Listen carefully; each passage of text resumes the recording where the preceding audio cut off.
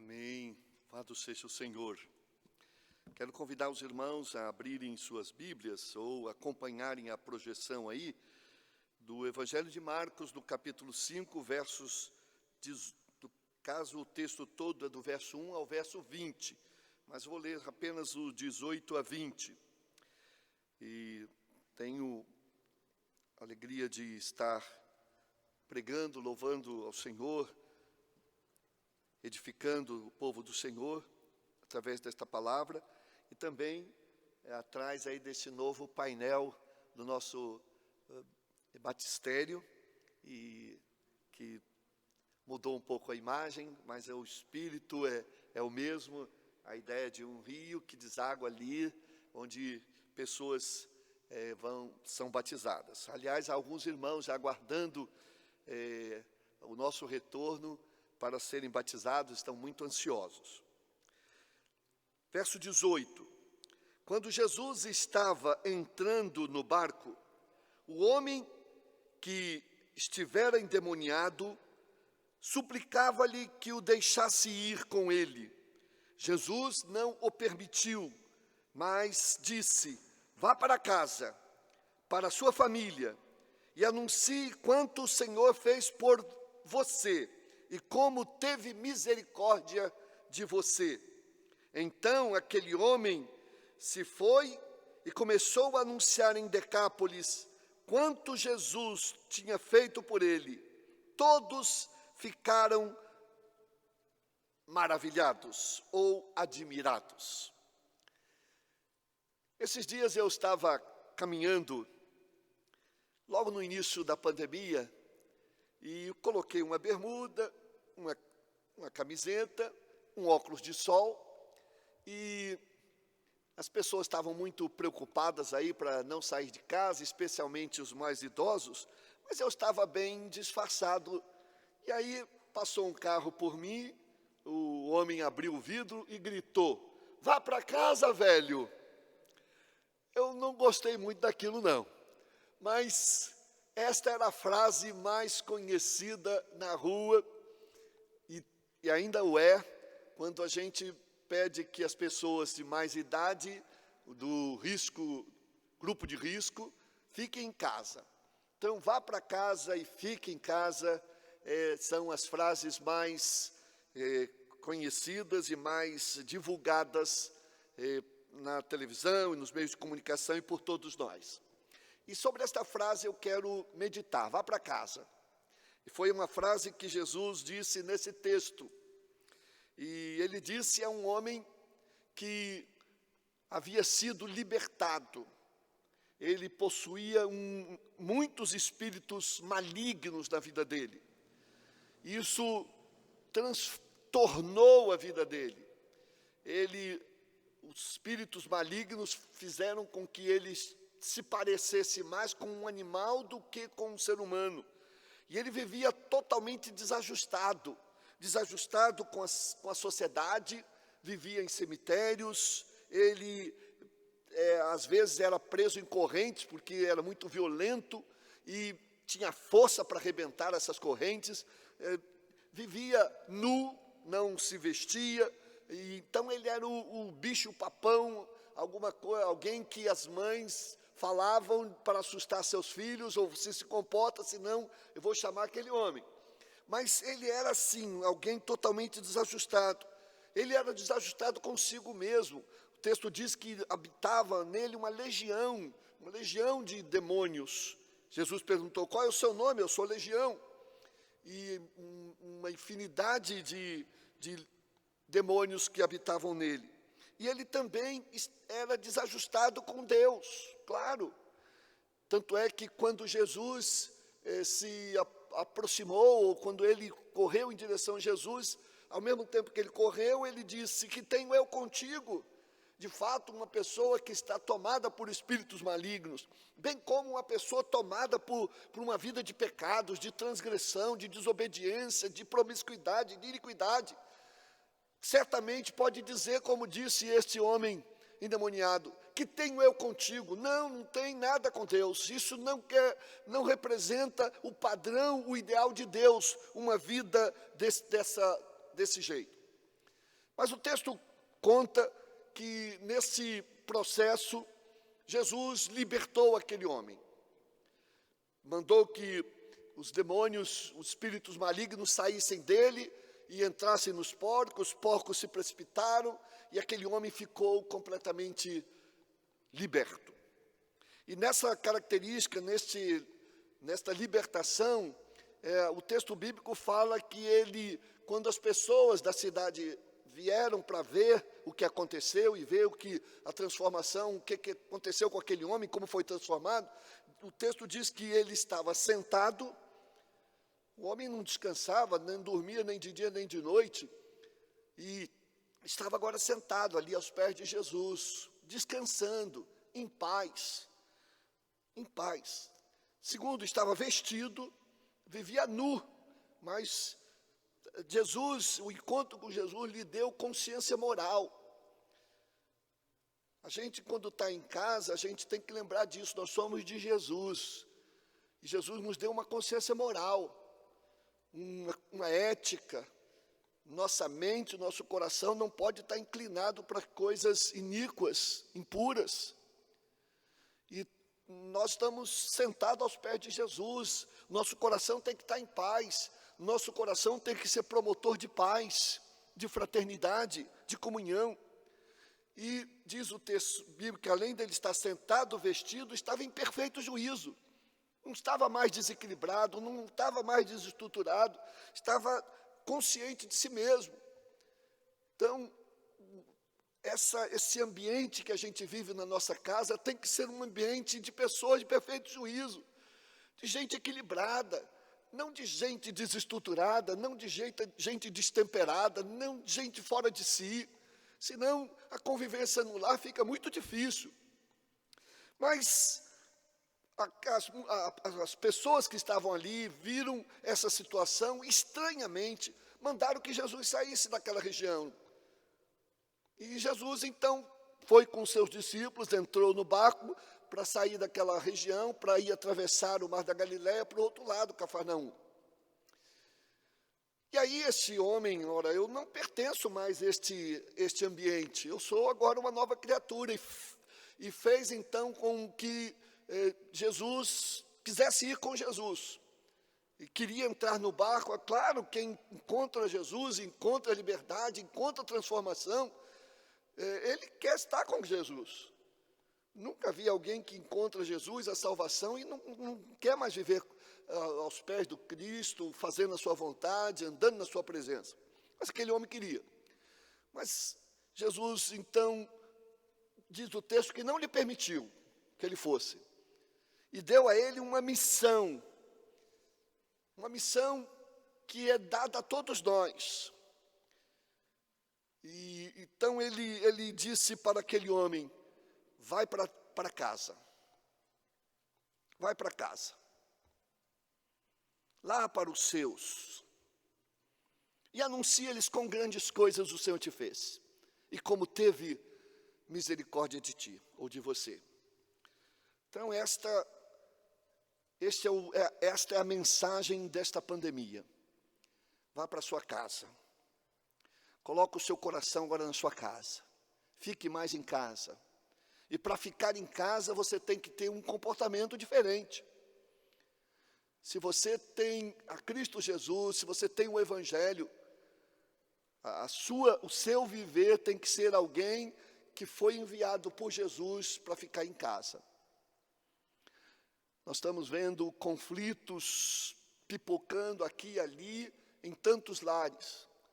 Já dissemos aqui, nas pandemias que aconteceram em vários países, onde as pessoas ficaram isoladas por tanto tempo, os conflitos aumentaram, as violências domésticas aumentaram, os divórcios depois foram grandes, porque as pessoas não estão preparadas para ficar em casa, porque vão ficar em casa com um espírito ruim. Agora, Jesus disse, vai para aquele rapaz, Jesus disse, vai para sua casa, ou vai para casa. E quando Jesus disse isso, talvez fosse melhor para aquele rapaz entrar no barco e ir com Jesus. parece uma missão, mesmo que seja com riscos, com perseguições, mas ela é muito melhor do que a missão que Jesus lhe deu, vai para casa. Ao dar esta missão, Jesus estava dando 4 mensagens para aquele rapaz e para nós. Quando ele diz, vá para casa, ele está dizendo, em primeiro lugar, para aquele rapaz e para nós, vá para casa e conserte os seus erros, e torne-se uma pessoa melhor. Nosso cristianismo precisa começar em casa. Torne-se uma pessoa melhor. Conserte os seus erros. Se você que conhece a Jesus, o Evangelho, era egoísta, deixa de ser. Era prepotente, deixa de ser. Era orgulhoso, inquebrantável, passa a ser mais humilde. Se você dizia palavras que machucavam, não vai fazer mais isto. Se você tinha comportamentos de não cooperação, de não participação das finanças e nas outras coisas do lar, a vida cristã convida você a ir para sua casa e ser uma bênção na sua casa. Corrigir seus erros. Eu me lembro de um rapaz que eu entrevistei quando era diretor acadêmico do Seminário do Sul. Ele veio do Chile. E eu sempre entrevistava as pessoas, perguntando a elas como foi a sua chamada. E elas relatavam. E ele contou para mim, pastor, eu era um ímpio. Eu era um homem mau, uma pessoa má. Eu machuquei muito o coração dos meus pais. Eu fiz coisas muito erradas. Mas eu encontrei Jesus. E no momento da minha conversão, ele também me chamou para o ministério, para a pregação. Mas eu senti Deus me falando, antes de você ir para o seminário, vá para a sua casa. Porque eu precisava consertar minha vida em casa. Eu machuquei muitos queridos. E aí então eu passei durante alguns meses na minha casa, mudando meu comportamento, minha atitude, para que meus pais, meus irmãos, meus parentes vissem que eu era uma nova criatura em Cristo Jesus. Então, vai para a sua casa e se torne uma pessoa melhor. Não é possível você, cristão, que não se torne uma pessoa melhor dentro de casa. E se você não está sendo uma pessoa boa, melhor, mais humana, mais gentil, mais delicada nas coisas, no cuidado, mais colaborador, porque está faltando Jesus e a consciência de Jesus na sua vida. Segundo lugar, quando Jesus disse para aquele rapaz, vai para casa, sabe por quê? Porque os de casa são os teus e eles precisam de ti. Jesus diz, vai para a sua casa, para os seus. A nossa casa é o nosso pessoal, é a nossa família, é a nossa gente, são nossos queridos, são pessoas mais próximas de nós, são pessoas que a gente, no pior dos momentos, pode contar.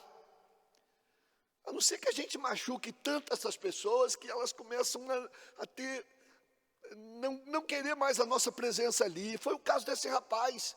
Ele vivia uma vida tão ruim que a família não suportava ele mais. Por isso que era difícil para ele receber essa ordem de Jesus, vai para casa.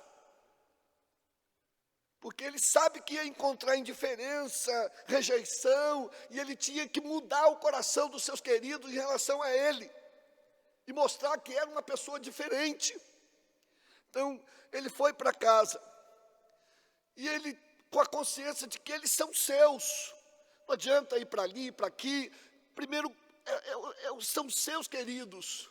Você tem que cuidar, às vezes a gente é um bom amigo com um colega de trabalho, é cortês com outro, é alguém generoso que trata bem alguém, mas os de casa nem sempre fazemos a mesma coisa. Às vezes somos mais gentis com os outros que os de casa. Então Jesus estava dizendo para aquele rapaz, eles são seus. Não no sentido possessivo do termo, mas no sentido de responsabilidade de amor. Você tem compromisso com o seu lar. Eles precisam da sua cooperação, do seu apoio, do seu amor, da sua paciência, da sua ternura. Sua presença precisa ser um bem para eles. Sua presença precisa ser um presente. A nossa presença não pode ser uma maldição na vida do nosso lar, tem que ser um presente. Quando a gente chega, as pessoas se alegram. Esse é o objetivo, de fazer da nossa casa, de voltar para casa, e ali a gente criar um ambiente de ternura, de amor, de cooperação, de comunhão. Terceiro lugar, quando Jesus estava dizendo, vai para casa, para aquele rapaz, e não precisa seguir comigo. Ele diz, vai para casa e tenha misericórdia. Tenha misericórdia deles, como Deus teve misericórdia de ti. Foi isso que Jesus disse. Vai para a sua casa, ou vai para casa, e anuncia-lhes quão grandes coisas o Senhor te fez a você, e como teve misericórdia de você. Misericórdia é aquela coisa de que a gente merece o pior, mas pela graça e bondade do Senhor, e por sua misericórdia infinita, Ele, em vez de nos dar um pior, Ele nos dá o melhor. É tudo que a gente merece, mas Deus não nos dá, mas dá o seu amor. Então, assim como Deus teve misericórdia de você, que estava na mão dos demônios, e que brutalizavam você, que desumanizavam você, que animalizavam você, agora você é uma pessoa diferente. Então, Deus teve misericórdia de você, agora vai para casa e tenha misericórdia.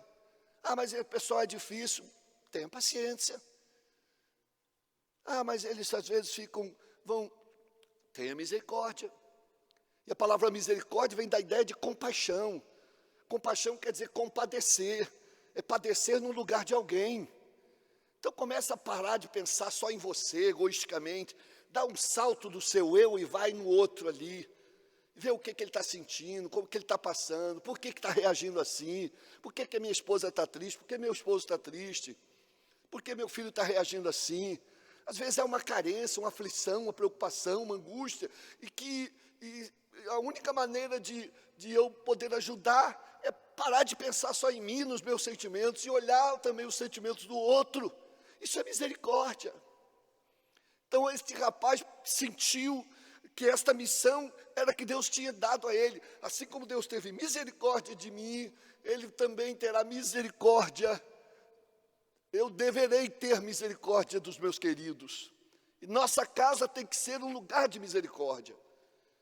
Assim, quando a gente chega em casa nessa pandemia e tira a roupa contaminada e toma um banho, assim também nós devemos fazer num sentido espiritual, que a gente tire as angústias, as preocupações, os problemas, os aborrecimentos e joga isso lá na lavanderia.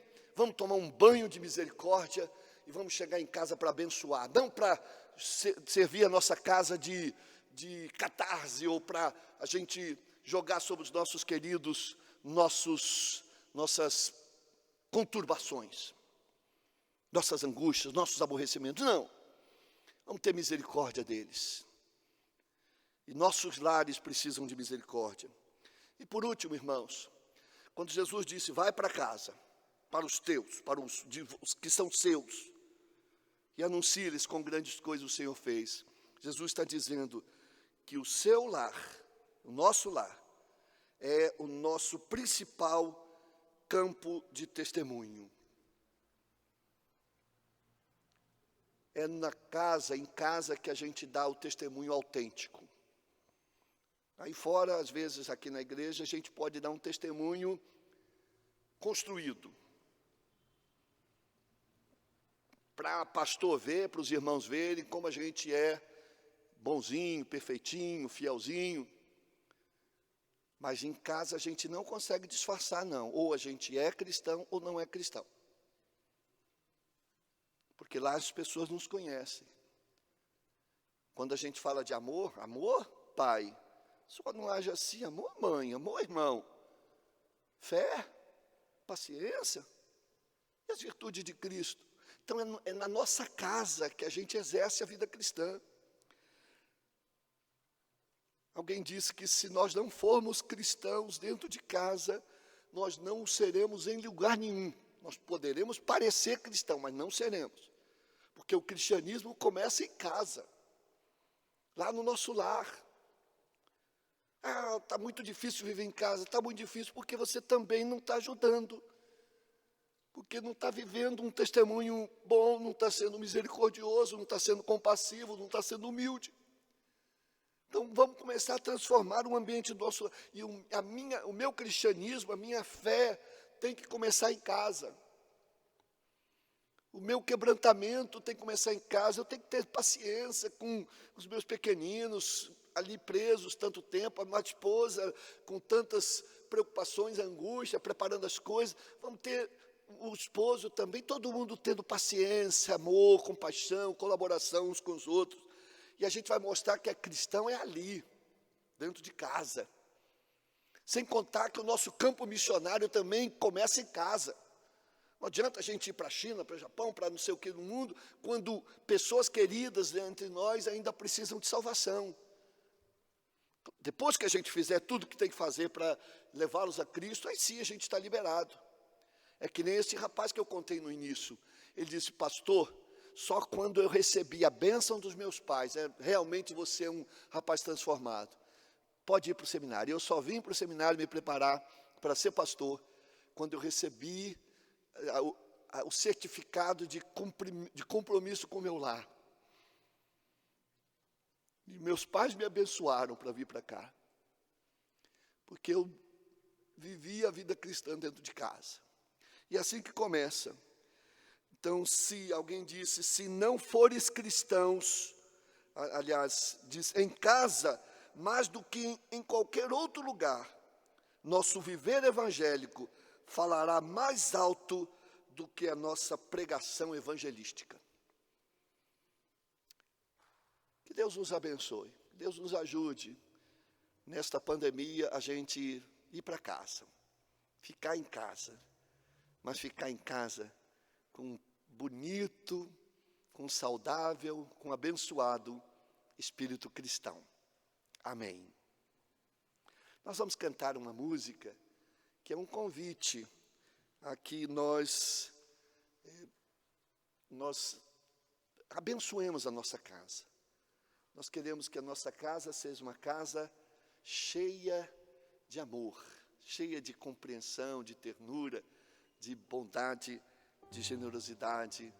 E eu sou o principal instrumento para que isso aconteça. E com a minha cooperação, não importa se o outro não está cooperando, mas eu vou cooperar. Minha casa vai ser cheia de amor, com a graça do Senhor.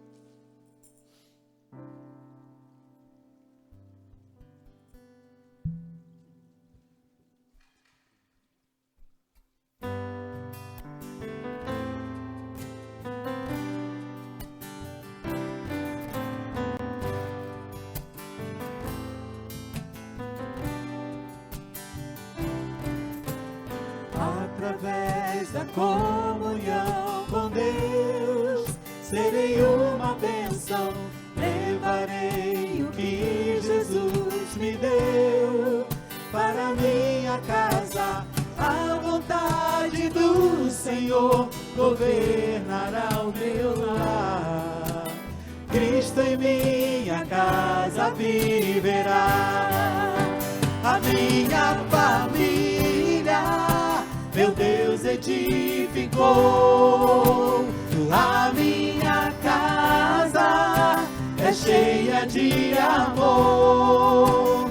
Juntos em uma só fé e na mesma direção, vivendo as promessas do Senhor. A minha família meu Deus edificou. A minha casa é cheia de amor. Juntos em uma só fé e na mesma direção, vivendo as promessas do Senhor.